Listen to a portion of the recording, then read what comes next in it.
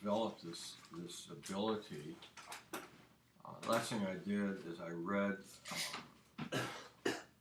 a large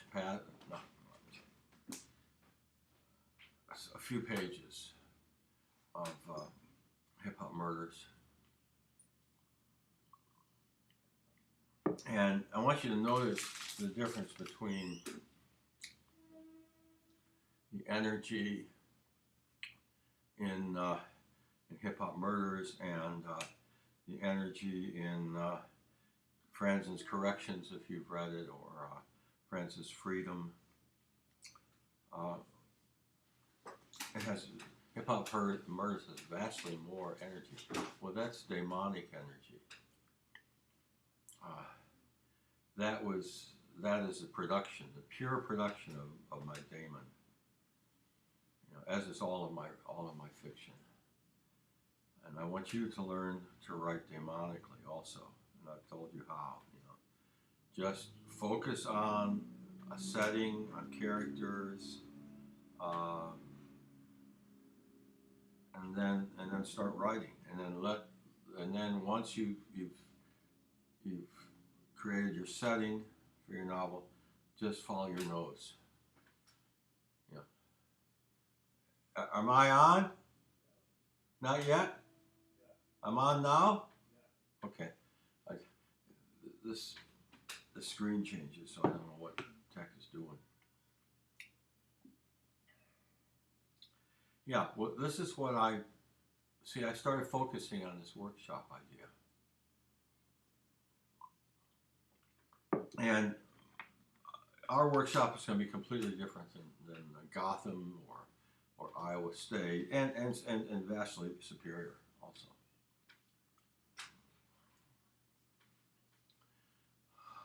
Ben Jonson, the great Ben Jonson, said that imagination, was the soul of art. And I ask you as an exercise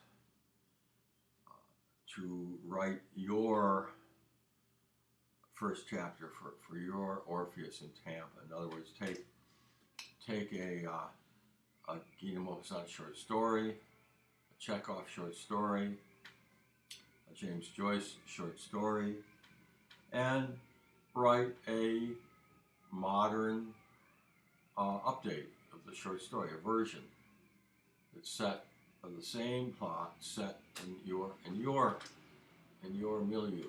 See? And that was just a suggestion.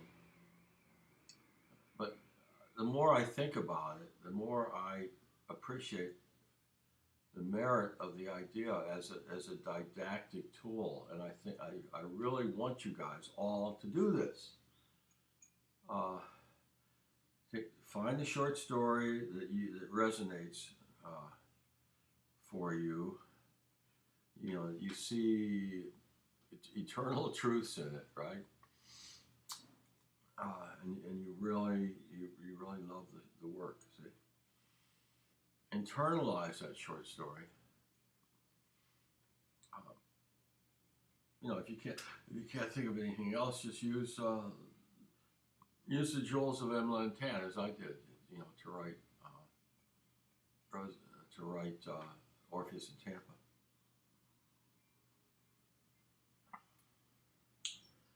And then write your version, because this is going to be an exercise in using your imagination,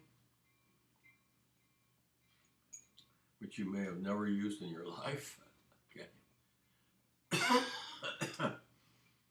And you're going to understand that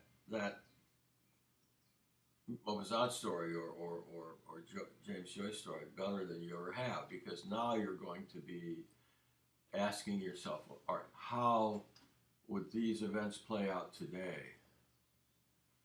See? The events we find in what would be a simple Joyce story. No, Joyce is not a good model. He's too subtle.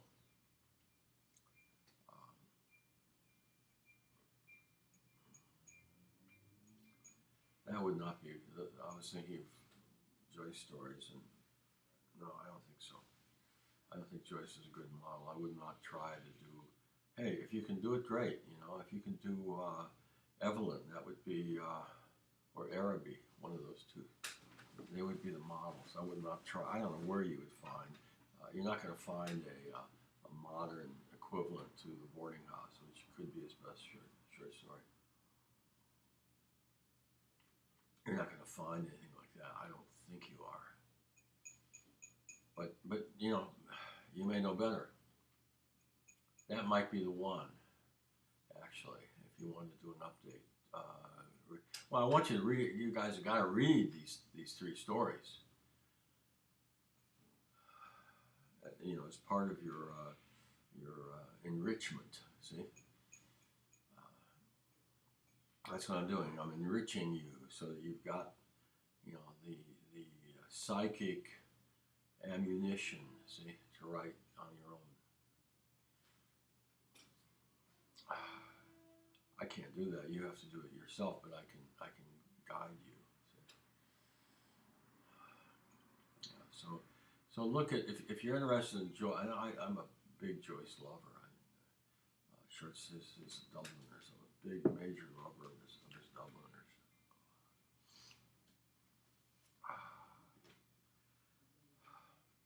I'm healing from my conjunctivitis slowly. Who else? Who else would be a good model?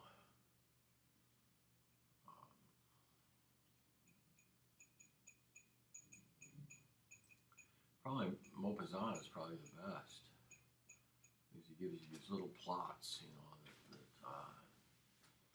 that I think would be easier to work with than anybody else's.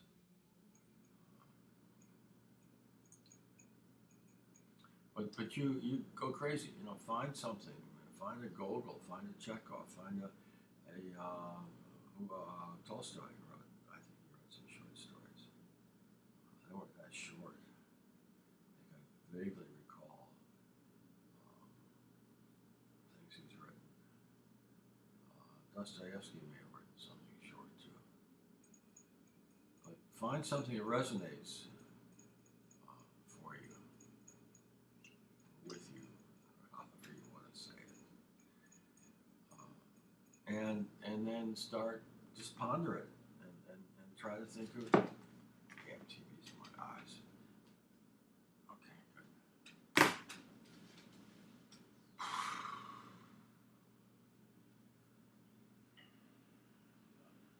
Yeah, and what I'm ultimately going to do here is I'm going to give you guys prizes, cash prizes. Because I am old and rich and ready to kick off. I'm going to, not now, but I'm working on the idea, and I want to build up my subscribership here. I am looking to you guys to help me do that.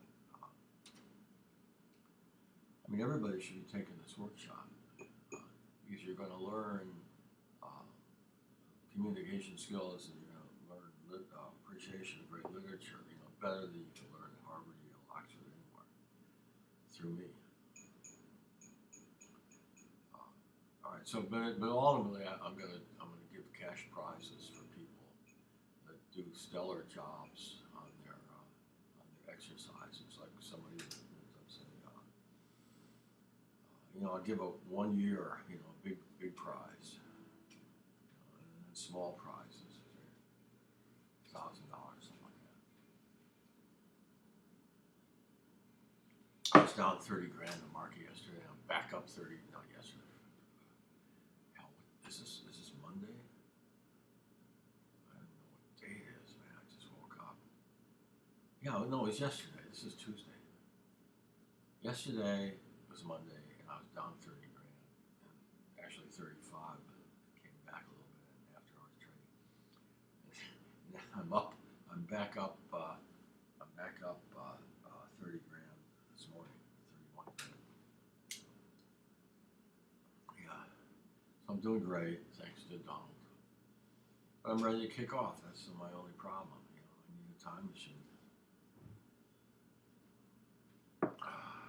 Okay, so let's talk about this exercise. I want all you guys to do this because it's going to give you so many insights into the world. You know, it's going to make you think about the world you live in. You know, because you're going to be thinking of counter. You know, just consider this Maupassant story that I used, and then what I made out of the Maupassant story. You know, in Orpheus in Tampa, how I you know, did this time machine exercise of putting a 1870 story in 2020.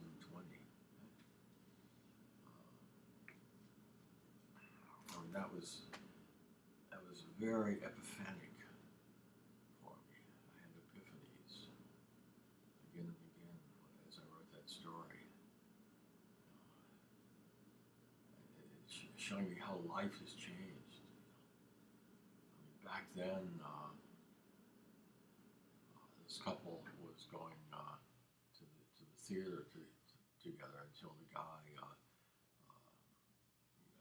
begged off and stopped going to the theater with his wife and I. And that was a big deal, going to the theater with other women and showing off your jewelry. You know, now my couple takes up ballroom dancing, and they go to a community college, take a class together. Okay, see, so but that's the parallel. That's the parallel in the two stories. See?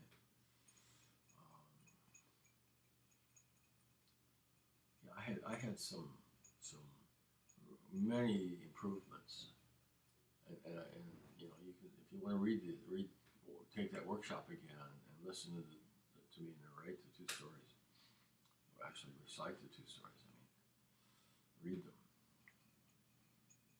You'll see how I improved on Maupassant's version. In many ways, many ways, I improved on it, and the big way I improved on it was my ability to evoke a world, you know, evoke characters, evoke life.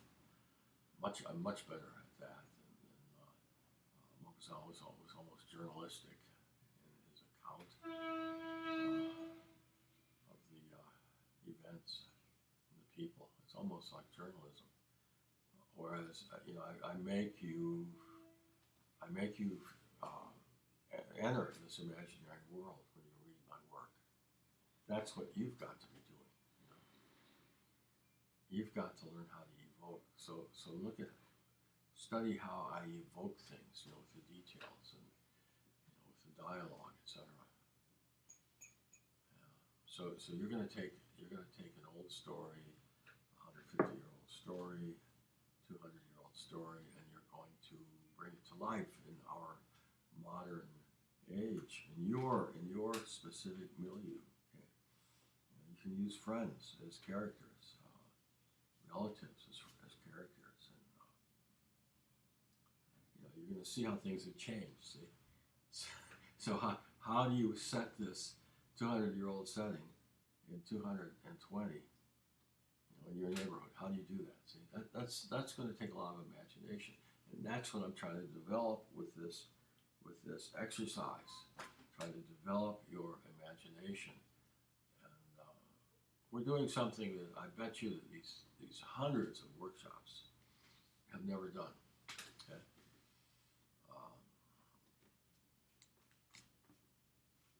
and I think it's going to be helpful. My goal here, I mean, would be to make every one of you a really great fiction writer. And some of you, I want to become Hemingways and F. Scott Fitzgeralds. I really do. I want to do that, and I think it's possible. I think it's possible. You got to put your heart and soul in this deal.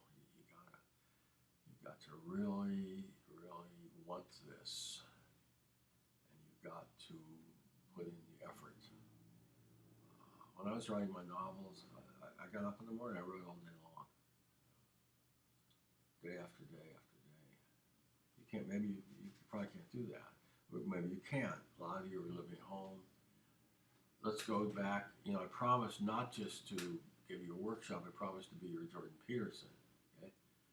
And I've thrown out Jordan Peterson's main teachings, rejected them.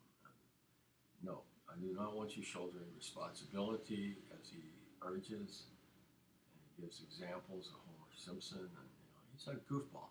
Okay, I want you living like Wayne and Garth. What did Wayne say? I'm 20. What did he say? I'm 26. I'm still living with my parents.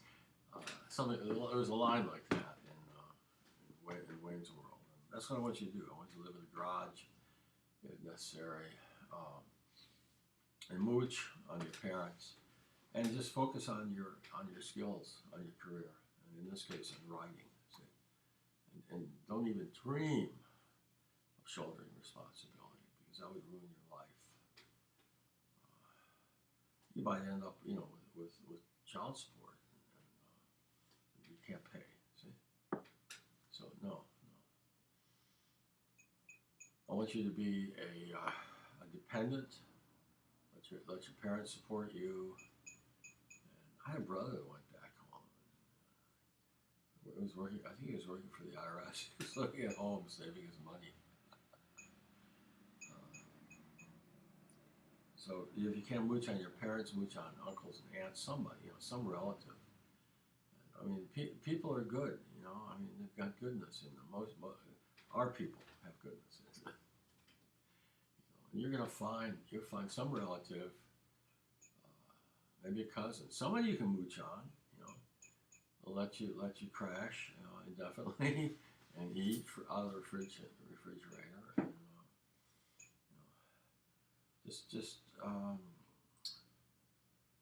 if you have, let me say this: if you've got a mustard seed of talent, that's the metaphor in the Old Testament for the smallest amount. You've got a mustard seed of talent, and you don't develop it to the fullest. You don't know whether it could have won a Nobel Prize, do you? You don't know you don't know what it was, what it really was, until you try to develop it. It's just like something you left on the shelf. See?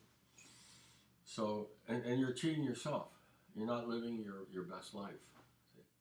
So if you believe you have a mustard seed of talent, and you wouldn't be here, you wouldn't be listening to me unless you believe this. I mean, in 99% of 100 cases, you wouldn't. See? So you must believe this. So if you do believe it, then give it 100%. Do as I did. I had the luxury of getting up in the morning and writing all day, every day, day after day. And I loved it. I was in heaven. Never enjoyed anything more.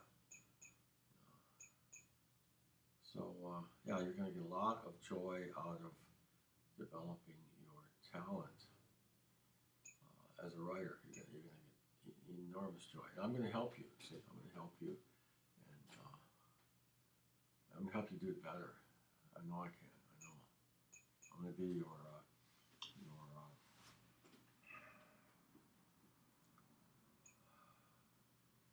God, I'm old. God. Guy had a funny name. Hemingway's. The guy who made Hemingway.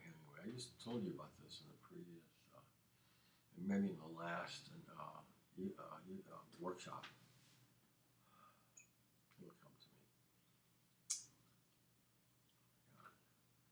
me. See, I mean, this is what happens, So make the most of it. Don't waste a minute of your life.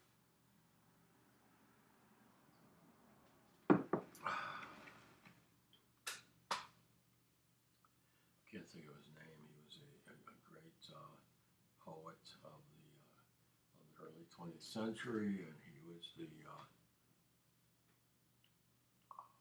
the teacher of T.S. Eliot, and Ezra Pound. God, that's humiliating.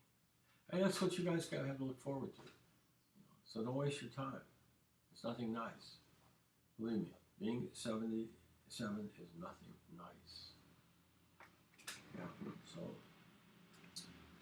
no, that's one of the many things. I'm gonna teach you not to make the mistakes I did, which were multitudinous. All right, like everybody, almost everybody. Yeah, you're gonna get the real Jordan Peterson. Really the best advice for young guys. You're gonna get from me. Okay?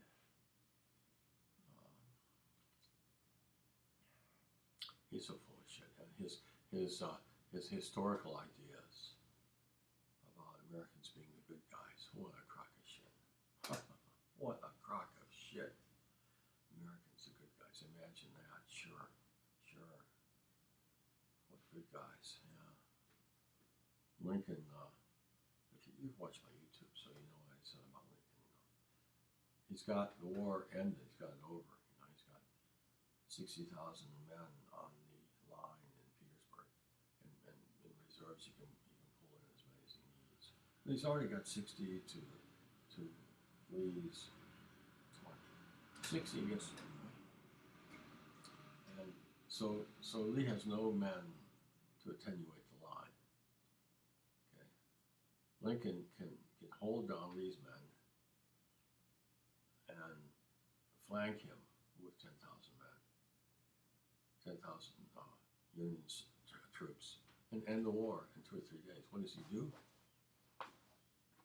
He intentionally prolongs it for 9 months while he has Sherman devastating the South, destroying 25% of the farmland in Georgia and South Carolina. Okay? He has Sheridan devastating the Shenandoah Valley, Western Virginia. So, the poet said a crow flying over the Shenandoah Valley would have to carry its own rations. Okay? When Sheridan got through with it, all of this was a war crime. Okay? How many women were raped by the Union Army? Nobody knows. Nobody will ever know. Americans are motherfuckers. If you don't know that, you can't write about America. You can't write about this country. Liars, motherfuckers, okay? Period. That's what they are. Teachers more than anything. They're the worst. University professors. They tried to,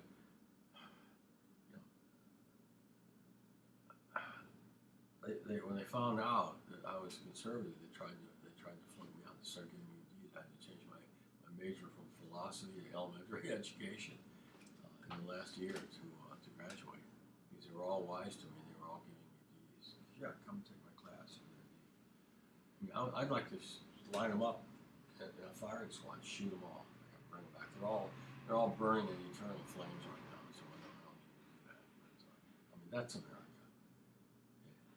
That's the real country you live in. It's full of shit. So keep it real, as the homies say. Keep it real in the hood.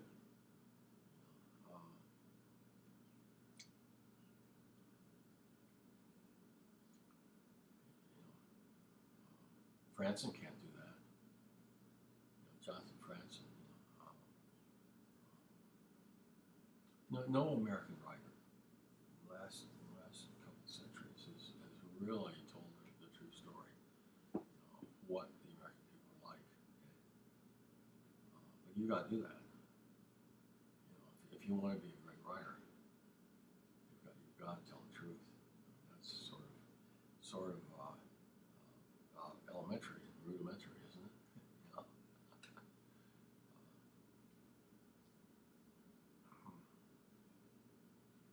Here's an idea for a funny story, funny novel. Funny, ironic, not funny. I was thinking about, you guys want to make a lot of money? You can make all the money you want. You get my skills, I'm going to teach you, and I write romance, women's romance novels. They're formulaic. They all have the same plot. The young woman's boss, typically, she falls in love with somebody that she meets in her work. So you can make this guy an arch villain, and then put her through all this incredible hell. Maybe they already did this. I never watched this 50 Shades. I could never stand it. Maybe it's already been done, but anyway, the plot just occurred to me. But you could do a variation on this plot. Conjunctivitis still killing me. It's getting better.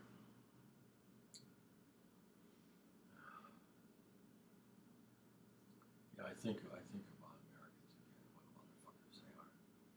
Liars. God. Liars. The so-called, there's no American history. It's all lies. And the Lincoln story is just one small example. And I don't want to overdose you guys. It only takes so much. So I'll feed you these things, these historical details, gradually. I don't want to overdose you. I don't want anybody to fall down on the floor and start frothing at the mouth or whatever.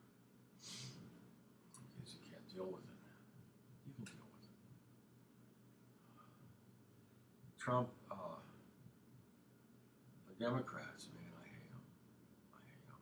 So already, this is a right-wing writer's workshop. Okay, this is for right-wing guys, conservatives, realists, honest people. I mean, I just see myself as an honest person. I don't see myself as having some kind of any kind of biases based on dishonesty. No, I think I'm just a completely honest person. That's all I am, or have been. I got off the track. I don't remember what I was going to say, but that's going to happen. In time, you get off the track completely. And you can't say anything, or you kick off. Oh yeah. No, that's too horrible a story. Second World War stories are just hideous. And what's happening though? I've lived long enough to see people wising up and people learning their real history, not the propaganda. Because it's like 100% propaganda all my life. Anything about the Second World War, anything, it's propaganda. You want to see the bad guys, just walk outside, look around. That's where the bad guys are here.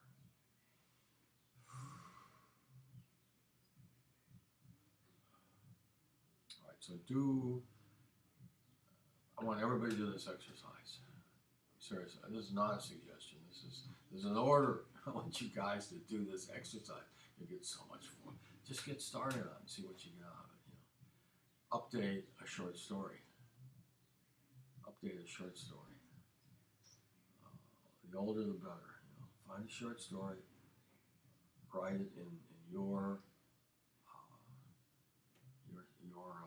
milieu.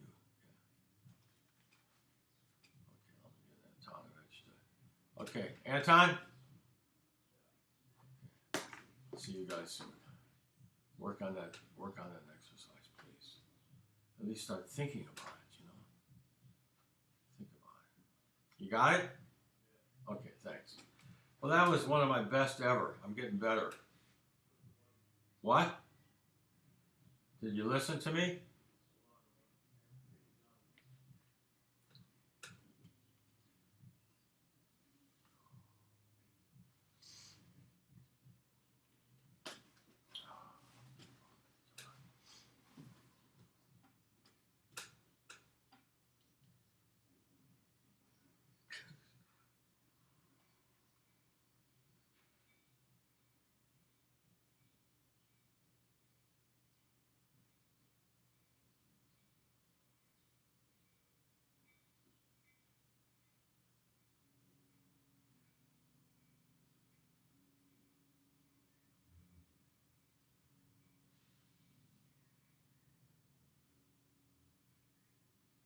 $35. I got all my money back. Up 35 grand.